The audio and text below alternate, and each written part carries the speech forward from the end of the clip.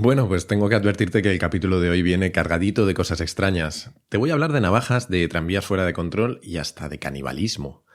Pero es por una buena causa. Lo que quiero es explicarte una herramienta que muchos de los mejores inversores, estrategas y líderes del mundo utilizan a diario, los modelos mentales. Los modelos mentales es un tema que a mí me obsesiona. De hecho, este va a ser el primero de una serie de capítulos en la que te quiero explicar qué son y cómo utilizar algunos de los modelos mentales más útiles que existen. Venga, vamos a por ello.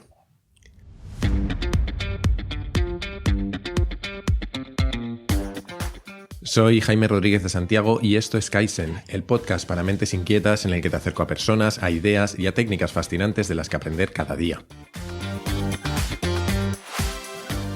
Seguramente habrás oído hablar de Warren Buffett. Algunos le llaman el oráculo de Omaha y está considerado el mejor inversor de todos los tiempos.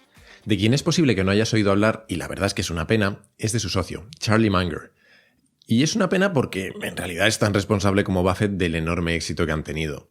Pero, ¿por qué te hablo de Charlie Munger? Bueno, pues porque en los 90 Charlie contó su secreto para conseguir conocimientos prácticos que le permitan tomar decisiones acertadas en la vida.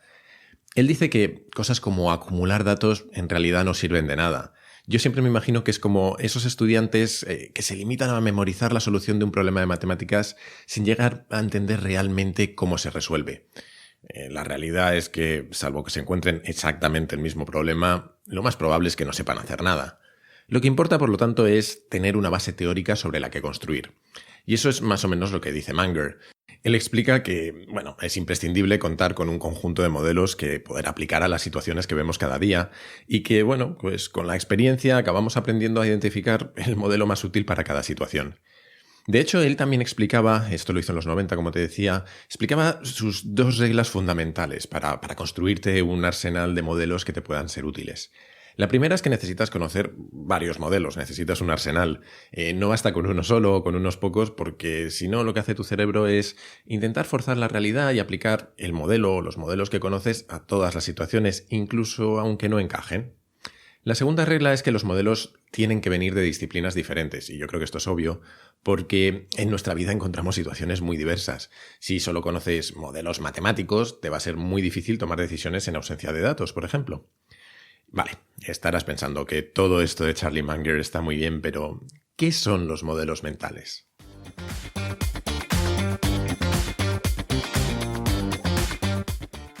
Un modelo mental es simplemente un concepto, una idea, una teoría o una imagen mental que sirve para entender y para explicar situaciones muy diferentes, pero que se dan frecuentemente en la realidad. Con esta explicación que te acabo de dar, lo más probable es que no te hayas enterado de nada, así que, voy a intentarlo con un ejemplo. Uno de los modelos mentales más famosos es la navaja de Occam. Seguramente has oído hablar de ella. Viene a decir algo así como que ante varias hipótesis que explican una misma situación, la más sencilla es también la más probable. Y esto que es, una idea muy sencilla también, es tremendamente poderoso porque te permite discriminar rápidamente entre distintas ideas y tomar decisiones sabiendo que te vas a equivocar pocas veces. Es decir, vamos a poner un ejemplo. Que si abres la aplicación de tu banco y ves que no te queda casi dinero en la cuenta, puedes pensar varias explicaciones. Que el banco te ha robado, que tal y como están los tiempos todo puede ser, que has sido hackeado, que alguien ha falsificado tu firma y que se ha quedado con todo tu dinero, o, que este fin de semana te pasaste un poquito con los gastos. Obviamente la explicación más sencilla, y la más probable por lo tanto, es la última, especialmente si tienes el armario lleno de ropa nueva. Una de las grandes ventajas de los modelos mentales es que te basta con conocerlos para poder utilizarlos prácticamente de inmediato. Hay miles de modelos mentales diferentes, pero tampoco te preocupes porque no necesitas conocerlos todos. Munger decía que hay 80, 90 modelos que al final cubren el 90% de las situaciones. De hecho, hay un libro súper recomendable que recoge muchos de sus modelos mentales preferidos. Se llama Poor Charlie's Almanac y te voy a dejar la referencia en las notas del capítulo, aunque te advierto que es difícil de conseguir y súper caro. Pero no te preocupes porque, para eso estoy yo aquí, algo tendré que hacer. Hoy te voy a contar unos pocos modelos mentales y seguiré haciéndolo en próximos capítulos. Mientras tanto, si te gusta el tema, te dejo una lista y enlaces útiles también en las notas del capítulo para que puedas aprenderlo por tu cuenta. Vamos a empezar hoy por modelos generalistas, esos que sirven para el razonamiento en cualquier ámbito, y en capítulos posteriores veremos otros tipos de modelos mentales muy diferentes. Hemos visto un modelo ya, la navaja de Occam. Pero no es ni siquiera la única navaja de la que te quiero hablar hoy. Existe otra que a mí me encanta que se llama la navaja de Hanlon. Hanlon. Como la de Occam es muy sencilla. Viene a decir algo así como nunca atribuyas a la maldad lo que pueda explicar la estupidez. Y así dicho, bueno, pues suena un poco fuerte, pero es que es muy útil. Nos ayuda a actuar racionalmente y a relacionarnos mejor con otros y, de paso, nos evita cabreos innecesarios. Visto de otro modo, a veces pensamos que hay intencionalidad detrás de la forma de actuar de nuestros compañeros de trabajo, de amigos o de familiares. Especialmente solemos pensar eso cuando algo de lo que hacen nos molesta. Piensa en el típico compañero de trabajo que te interrumpe al hablar o en ese conductor que cambia bruscamente de carril y parece que es que te quiere matar. En realidad, la mayor parte de las veces las personas actuamos sin pretender molestar. Lo hacemos porque es como lo hemos aprendido, porque no nos hemos dado cuenta o simplemente porque es que no sabemos que molesta lo que hacemos. La navaja de Hanlon es además un complemento perfecto para unos modelos mentales especialmente útiles y que a mí me fascinan, que son los sesgos cognitivos. Los sesgos cognitivos son la tendencia que tenemos a pensar de una determinada manera que, por el motivo que sea, nos acaba alejando de un pensamiento lógico o de una conclusión lógica o racional. Conocer los sesgos cognitivos es muy útil porque además te permite intentar evitarlos y te ayuda a reconocerlos cuando tú u otras personas son víctimas de ellos. Y al final, para lo que esto sirve es para tomar mejores decisiones. Hay muchísimos sesgos y de hecho otro día me encantaría dedicar un capítulo solo a ellos, pero hoy te quiero dejar al menos con un par de ejemplos. El primero es de algo que estoy seguro de que alguna vez en tu vida has visto o que incluso tú mismo has padecido. Es la típica persona que, tras invertir tiempo o dinero en algo, en una relación que no funciona o en un mal negocio, por ejemplo, sigue invirtiendo más y más de ese tiempo o de ese dinero. En realidad, bueno, yo creo que todos lo hemos hecho alguna vez, yo desde luego varias veces, y es siempre con la misma racionalización, con la misma explicación. Claro, es que con todo lo que he invertido ya, ¿cómo no voy a seguir? Este es un sesgo cognitivo que se conoce como la falacia de los costes hundidos. Desde un punto de vista lógico o racional, da igual lo que lleves invertido cuando tengas que decidir si invertir más o si seguir con esa pareja que ya no funciona. Lo que importa es el rendimiento futuro de esa nueva inversión que estás a punto de hacer, las perspectivas que tienes de cómo va a ir de ahora en adelante. En ese punto, el pasado, la verdad es que ya no cuenta nada. Otro sesgo cognitivo bastante curioso es el que se conoce como efecto espectador. Se estudió por primera vez, además, a raíz de un suceso terrible. En 1964 hubo una camarera que se llamaba Kitty Genovese que, cuando regresaba a casa de madrugada, fue atacada, violada y asesinada por un hombre. Y cuando empezó el ataque, Kitty en realidad estaba apenas a una manzana de su casa y en varios momentos logró escapar y salir corriendo mientras gritaba pidiendo ayuda. Incluso algunos vecinos respondieron gritando desde las ventanas para que el asaltante la dejase en paz, pero la realidad es que nadie intervino. De hecho, 2 semanas después, el New York Times publicó en primera página un artículo en el que denunciaba precisamente eso, que 37 personas fueron testigos de lo que le estaba sucediendo a Kitty, pero que ninguno hizo nada. Fue el testigo número 38 supuestamente el que llamó a la policía. Investigaciones posteriores demostraron que esto no fue realmente así y que de hecho distintos testigos intentaron intervenir de diferentes maneras e incluso llamaron a la policía. Pero el caso de todas formas conmocionó a Estados Unidos y de hecho captó la atención de 2 jóvenes psicólogos sociales, Darley y Latané, que decidieron investigar qué mecanismos psicológicos provocaron que nadie ayudara a Kitty. Aunque realizaron varios experimentos, seguramente el más conocido sea este. Mira, pusieron a 1 o a más estudiantes en cabinas individuales que estaban comunicadas por interfonos para que pudieran hablar entre sí. Todos eran estudiantes reales menos 1, que era una grabación de un actor. En un momento dado, la voz grabada simulaba que estaba sufriendo un ataque epiléptico y empezaba a pedir ayuda. Pues bien, midieron cómo el tiempo que alguien tardaba en intentar socorrerle era directamente proporcional al número de personas que hubiera en la conversación. Es decir, que tendemos a diluir la responsabilidad cuando hay más personas presentes y si nadie más reacciona, tendemos también a redefinir la situación como normal y a no hacerlo nosotros mismos. Lo único positivo de este sesgo, que en realidad da bastante miedo, es que experimentos posteriores han demostrado 2 cosas. Una, que si uno de los presentes reacciona, todos los demás tienden a sumarse. Y 2, que aquellas personas que conocen este sesgo, pues reaccionan de manera casi inmediata. Es decir, que hay esperanza. Como te decía, hay muchísimos sesgos cognitivos y hoy no podemos ver más. Pero si te interesa este tema, te quiero recomendar un libro maravilloso. Thinking Fast and Slow, de Daniel Kahneman. En castellano creo que lo tradujeron como Pensar rápido, pensar despacio. Kahneman es premio Nobel de Economía y en el libro explica de una forma muy sencilla y muy divertida cómo funciona tu mente a la hora de tomar decisiones. También te voy a dejar el enlace en las notas del capítulo. Pero bueno, dejemos los sesgos cognitivos y vamos a ir a por otro modelo interesante. Vamos a hablar de lo que se conoce como razonar desde el primer principio. Y uno de los grandes defensores de este modelo mental es Elon Musk, el fundador de Tesla, que aunque el hombre está siendo un poquito controvertido últimamente y haciendo algunas cosas un poco raras, creo que nadie puede negar que es un genio de la innovación. Y es que razonar desde el primer principio sirve precisamente para eso, para encontrar nuevas soluciones, para innovar ante problemas que son conocidos. Viene a ser un proceso en 3 pasos muy sencillos y que de hecho me vas a decir que son obvios y que son más o menos así. Primero debes identificar en el razonamiento actual, en el tuyo o en el de la sociedad, respecto al problema que quieres resolver, aquellas cosas que hayas asumido como ciertas. En segundo lugar, hay que descartar todas esas premisas asumidas y quedarte únicamente con aquellos aspectos que has identificado que son objetivamente ciertos. Esos son los primeros principios. Y por último, a partir de esos principios, puedes construir una solución desde cero. Esto, como te decía, parece muy obvio, pero luego ponerlo en la práctica no se suele hacer. Hay miles de ejemplos, de hecho, de cómo Tesla ha puesto esto en práctica. Te voy a contar uno. Una de las primeras innovaciones de Tesla fue conseguir que los coches eléctricos tuvieran autonomías de cientos de kilómetros con una sola carga. Y es que, claro, los coches eléctricos ya existían antes de la llegada de Tesla, pero tenían una autonomía muy baja. Apenas podían recorrer unas pocas decenas de kilómetros.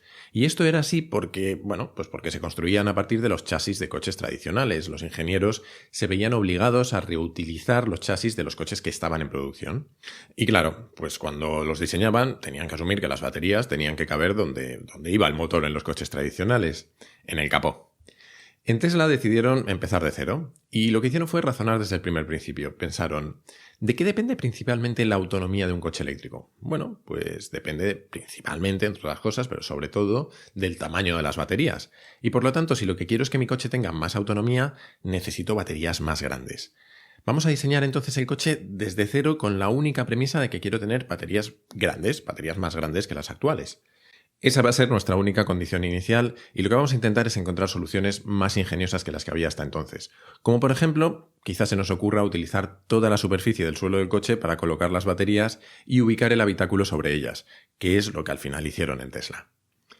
Una vez que hemos visto cómo razonar desde el primer principio, vamos a ir a por algo un poco más filosófico. ¿Has oído hablar del mito de la caverna de Platón, del gato de Schrödinger o del demonio de Maxwell? Puede que te suenen algunos de estos nombres que son un poquito exóticos, y detrás de ellos al final lo que hay es una de las técnicas que han utilizado los grandes pensadores de la humanidad a lo largo de la historia para razonar, pero también para explicar sus teorías. Es lo que se conoce como experimentos mentales. Los experimentos mentales son una manera de utilizar la imaginación, simplemente. Consisten en plantear un escenario hipotético y luego razonar sobre él sin necesidad de llevar a cabo el experimento como tal.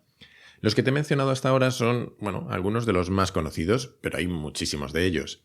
Te quiero contar uno muy curioso que viene del mundo de la ética. Se llama el dilema del tranvía y aunque, es un poquito sádico, es muy interesante. Mira, imagina esta situación. Hay un tranvía que va fuera de control por una vía. En su camino hay 5 personas que han sido atadas a la vía por un filósofo malvado. Afortunadamente puedes pulsar un botón que cambiará al tranvía a una vía diferente. Por desgracia, el filósofo es un poco cabroncete y hay una persona atada a esa vía. ¿Qué tendrías que hacer? ¿Deberías pulsar el botón? Como ves, es un planteamiento muy sencillo y además estoy seguro de que a priori tienes alguna respuesta. Pero se vuelve más y más interesante a medida que añadimos nuevos elementos al enunciado. Te quiero poner 2 ejemplos. Imagina ahora que ves al tranvía fuera de control desde un puente cercano. En este caso no tienes ningún botón con el que puedas cambiarlo de vía y obviamente se dirige rápidamente hacia las 5 personas que están atadas. Desde donde tú estás, piensas que si pudieras lanzar una roca lo suficientemente grande y cayese en la vía, conseguirías que se parara el tren, forzarías que se parara el tren. Pero no tienes ninguna roca a mano. Lo único que tienes a mano es un hombre gordo que está mirando la escena desde el mismo puente que tú. Si le empujas, se cae, se mata, pero cae sobre la vía, acabará parando el tren. ¿Qué harías? ¿Lo empujarías?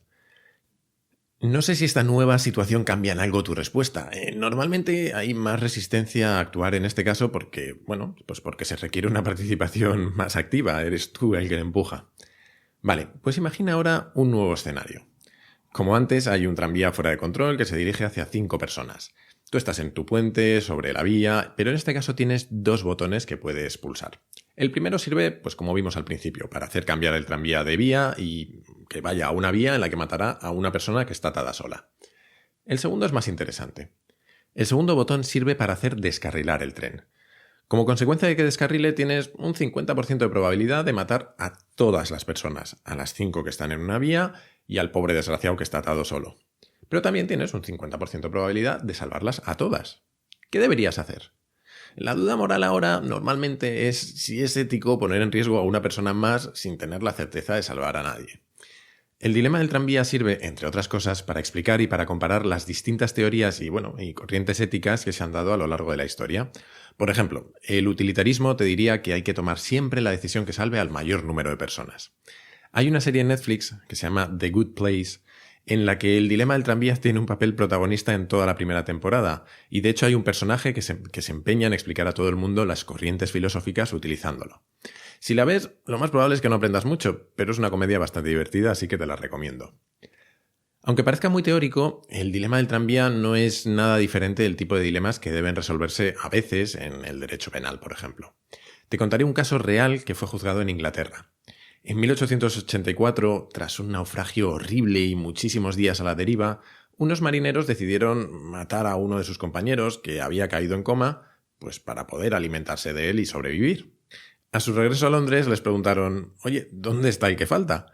Y, pues explicaron lo que había pasado. Fueron entonces sometidos a un juicio que estableció un precedente legal que pronto se extendería por el resto del mundo. Los jueces decidieron que la necesidad no era eximente para un asesinato y, les condenaron a muerte. Es cierto que luego la reina les conmutó la pena por otra mucho más leve, creo que fue algo así como 6 meses, pero oye, condenados a muerte estuvieron. Pero voy a dejar ya de hablarte de experimentos sádicos, canibalismo y cosas raras, porque vas a pensar que estoy zumbado, y vamos a por el último modelo mental de este capítulo. Se trata de la inversión o pensamiento inverso respecto a un problema. Parte de una idea muy sencilla y es que hay muchos problemas que son más fáciles de resolver cuando en lugar de pensar en conseguir un resultado, pensamos en evitar su opuesto. Un buen ejemplo es este. Imagina que quieres fomentar la innovación en tu empresa. Puedes pensar una lista enorme de acciones que quizás hagan a tu organización más innovadora, o por el contrario, puedes escribir una lista de todo lo que tendrías que hacer para evitar que tu organización fuera innovadora. Estoy seguro de que si trabajas en una gran empresa se te ocurren unas cuantas. Y por supuesto, después lo que tendrías que hacer es evitar esas acciones como la peste, claro. Esta forma de razonamiento es una de las favoritas de Charlie Munger, de quien te hablé al principio del capítulo. Él la resumió con una sencilla y genial frase que a mí me encanta. Lo único que necesito para tener una vida larga es saber en qué lugar moriré, para asegurarme de no ir nunca.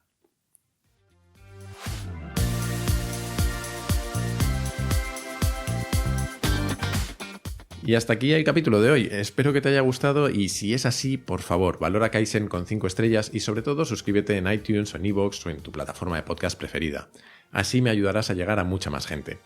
Recuerda también que encontrarás este y, también todos los demás capítulos del podcast en mi web, jaimerodriguezdesantiago.com/Kaizen. Además, me gustaría que este podcast esté en permanente evolución, especialmente ahora al principio. Así que si tienes sugerencias de cómo mejorarlo o temas que te gustaría que tratara, no dudes en escribirme a kaizen@jaimerodriguezdesantiago.com. Nada más por hoy. Muchísimas gracias por estar ahí y hasta la próxima.